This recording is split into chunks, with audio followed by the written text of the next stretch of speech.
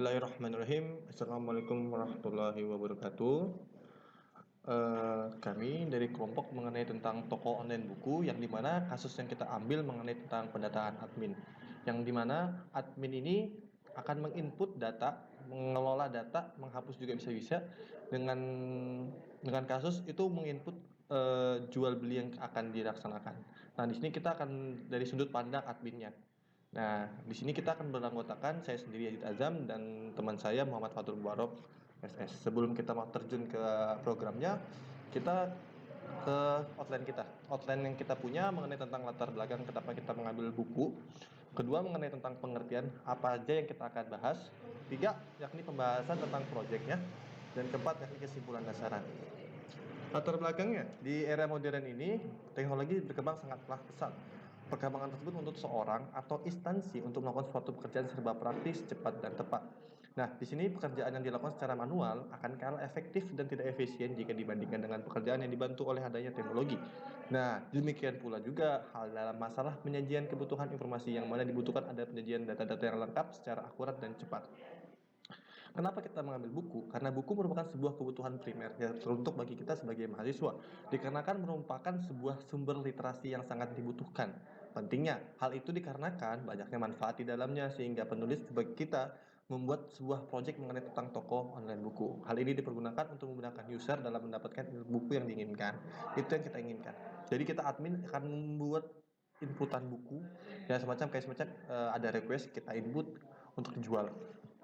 Nah, pengertian-pengertian yang selanjutnya yakni tentang web, PHP, PSQL, dan Visual Studio.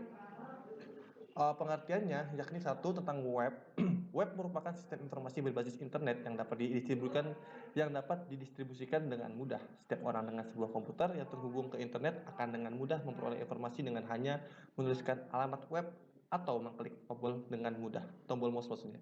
Web sendiri adalah media komunikasi terbaru yang tumbuh sangat cepat. Web. Nah, kan kita pelajaran web ya. Yang kedua, mengenai tentang PHP. Apa itu PHP? Adalah sebuah bahasa script yang dikhususkan untuk pengembangan web. Yang dimana merupakan bahasa script ini adalah sebuah bahasa pemrograman yang digunakan untuk mengatur alur kerja dari sebuah program atau aplikasi lain. Itu PHP. Yang kemudian MySQL yang kita kenal dengan sebutan XAMPP, yakni sebagai standar bahasa query untuk pembuatan database, memiliki sintak yang sama untuk melakukan operasi pembuatan database dan tabel.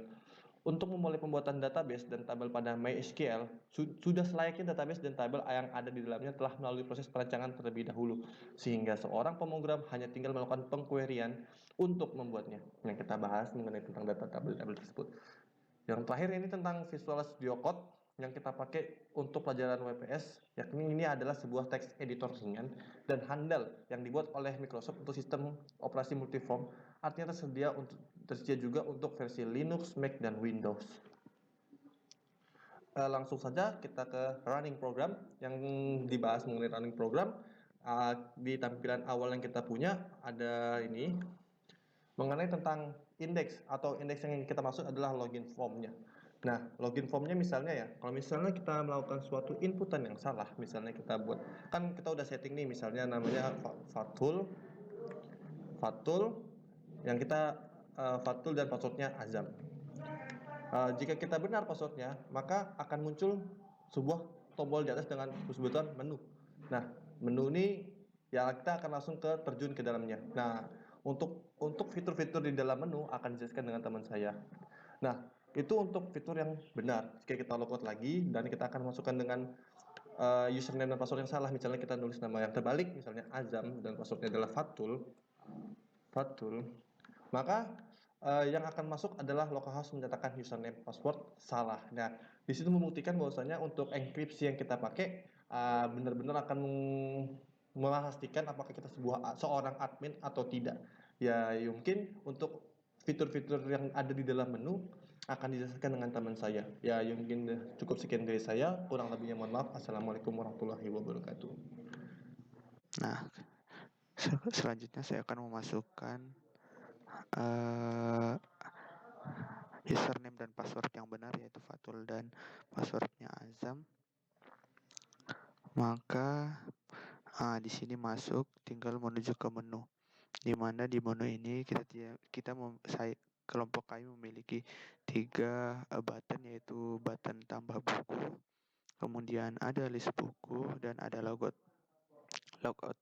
Yang pertama yaitu kita ke button tambah buku, yang mana fungsi dari tambah buku ini adalah dengan kita menambahkan judul, penulis, penerbit, harga, maka semua data yang kita masukkan di sini atau yang data buku yang kita masukkan di sini akan masuk ke dalam database secara otomatis. Misalnya kita mau memasukkan buku tentang judulnya adalah perjuangan. Perjuangan, penulisnya misalnya saya sendiri, penerbitnya Republika misalnya harganya itu 60.000. Maka ketika button tambahkan buku dipencet, maka secara otomatis akan menuju ke tampilan.php, yang mana tampilan.php ini berisi tentang list-list buku yang telah ditambahkan pada form sebelumnya, yaitu form tambahkan buku. Nah, di sini sudah ada buku-buku yang sudah pernah kami isi ke database, dan buku yang baru saya tambahkan tadi mendapatkan ID nomor 22 karena ini auto increment. Kemudian di sini ada 2 button lagi, yaitu button edit dan hapus. Coba misalnya langsung saja kita ke button edit.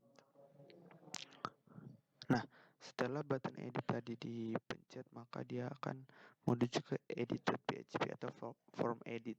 Nah, kita tinggal mengganti di sini data yang ada dengan data yang kita inginkan. Misalnya di sini dari Fatul saya ganti menjadi Azam. Kemudian harganya misalnya naik jadi 75.000 misalnya.